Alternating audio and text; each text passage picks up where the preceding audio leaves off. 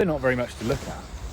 These piles of rocks and old walls are actually really incredibly effective as homes for wildlife. A pile of debris like this, in there, unfortunately I've got to take this one apart because we need the access through here. I had to take them apart before. I found things in there like smooth newts, toads, frogs, as well as tons of detritivores, or things that eat dead stuff like centipedes, millipedes, woodlice, and all of it. And oh yeah, there's always tons of spiders in there, so if you don't like spiders, don't go taking these apart. Well, expected to find some of them in there. A little content warning: if you don't like spiders, then look away now. Got a big egg sac. In fact, I'm going to go and put this one out of the way somewhere. And I genuinely get a little bit conflicted while doing stuff like this. There was a good reason to move this one out of the way, but if the reason was just for the sake of feeling as though you were tidying something up, then maybe think twice about doing it.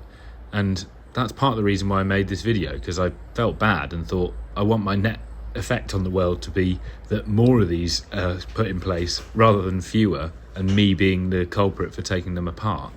And when you consider how expensive wildlife hotels or bug hotels can be when sold commercially, it feels like this is just a fairly cheap and effective method of making something like it that probably does a considerably better job. Oh, and I think that this millipede's about to crawl up my glove. Don't go in there.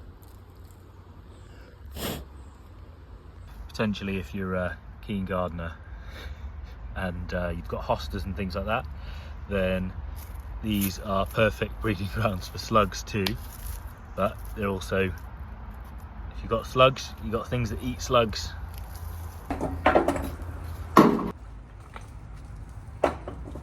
This bloke's been following me around all day.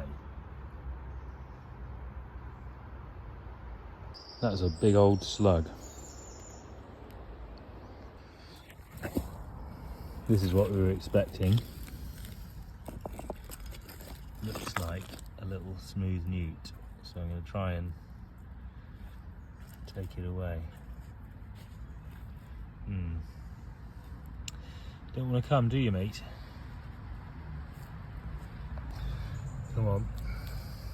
Better this way, I promise.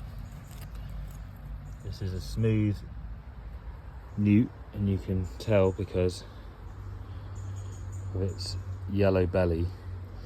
Anyway, let's take it somewhere out of harm's way.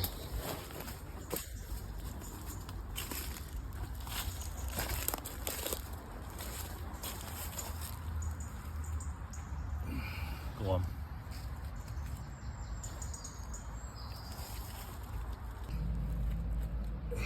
Quite a few beetles.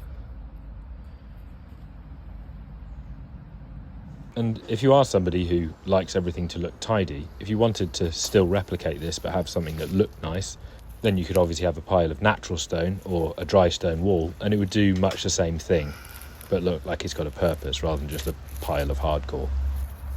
Another one. And although it did bring out my inner child in turning over rocks to find living things underneath them, I'd still rather not do this. And if you're in a similar position, I'd suggest that you leave it alone too. Genuinely, mate, I don't want to serve the eviction notice either, but if you stay here, you're more at risk. Look at that beautiful pattern on the bottom, on his belly.